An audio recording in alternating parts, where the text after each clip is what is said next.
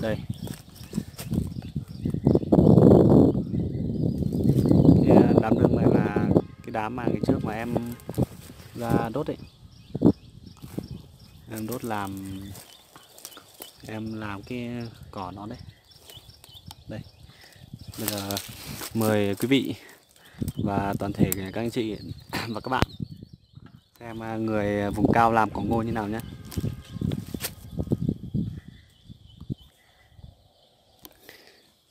Đây là cái nương ngô nhà em. Ngô này được hơn 1 tháng rồi. Hôm nay trời nắng. Đây làm cỏ ngô. Em cũng làm vừa nghỉ tay. Đây cây cào kìa.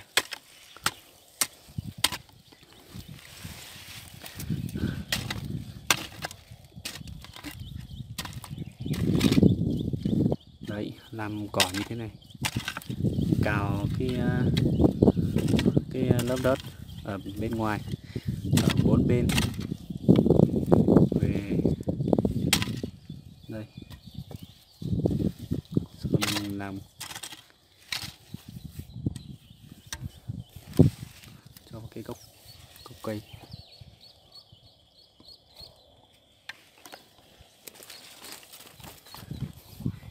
Đó. Đó cho xem cái cào tí.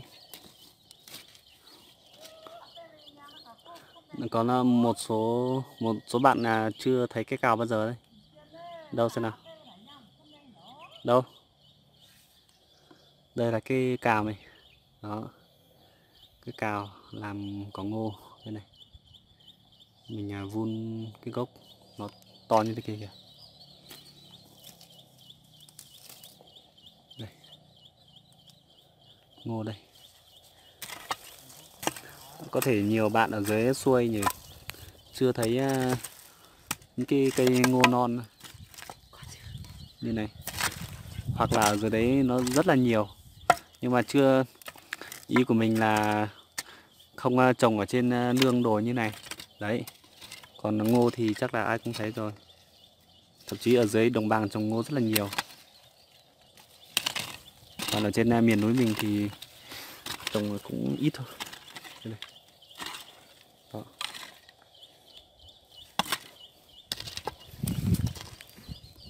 Hôm nay sáng nay làm từ dưới kia có một cái áo ấy. Đấy, làm được một giải đến đây, cái cào đây, 2 cái. Còn trong cu thì đang ở bên kia, đang hái cái quả gì nhỉ? Quả đúng đúng mà. Quả mâm xôi đấy. Đẹp lắm, tí nữa em sẽ đi ra đấy hái cho các bác xem. Và cái video này tí nữa mình sẽ đặt tên là tiêu đề của nó là đi nương làm cỏ ngô và ăn quả lạ. Đấy. Đây. Rồi em sẽ trèo lên cái ngọn đồi này, quay toàn cảnh cái huyện của em, cái chợ huyện của em cho mọi người xem.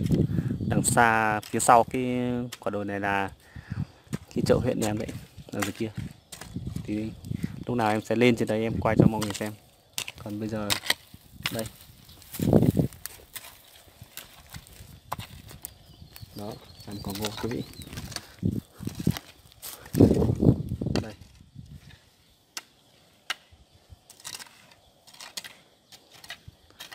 Bất kể ngày nắng ngày mưa vẫn phải đi làm.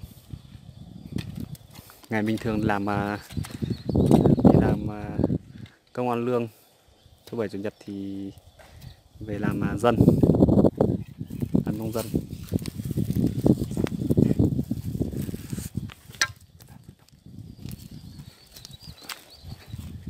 Đó. Đâu xem nào, đi ra bên đấy đi.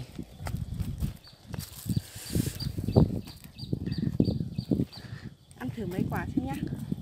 Thử xem nào. Làm Ngon không? Không sao.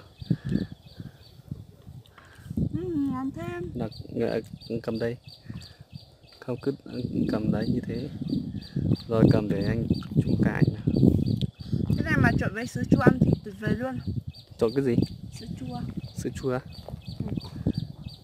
Chưa nghe bao giờ. Đi ra bên này hái đi Phương Minh. Hái để anh quay cái cảnh hái cái này cho mọi người xem này. Đây chính là cái mầm xôi này quý vị này. Nó có hai loại. Có một loại là loại đen này. Đây. Nó còn non nhá. Đây, ăn đắp vào. Đây, lấy cả cái này này. Lên đây. Đây quý vị. Đây.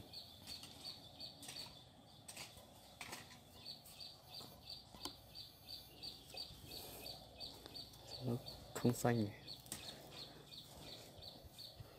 Rồi, sắp được rồi. Đấy. Làm đi. Rất là ngon quý vị. Đây.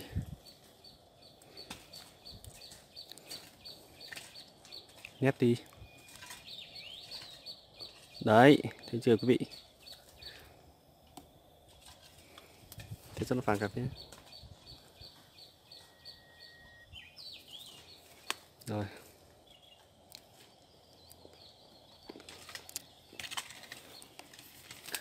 Đây như này quý vị này. Nhiều lắm.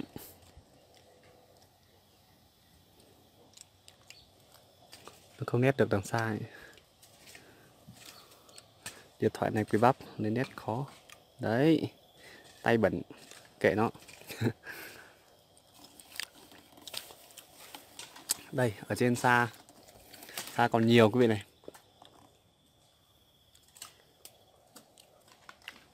Ở trên này nữa nhưng mà cao quá. Còn có gai nữa. Mình không thể nào mình hái được. Ở đây. Đây, đẹp chưa?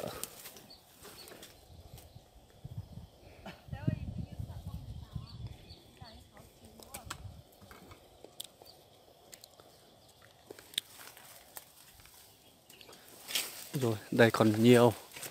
Đây quý vị. Ở trong kia kìa. Đấy. Đẹp chưa? Ngon lắm. Nó vừa ngọt. Kiểu ngọt ngọt chua chua ấy. Cũng ngon phết.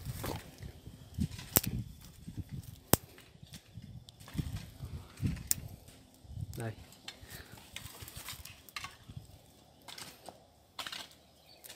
Lại quay trở lại cái vấn đề chính này. Đó là làm củ ngô này.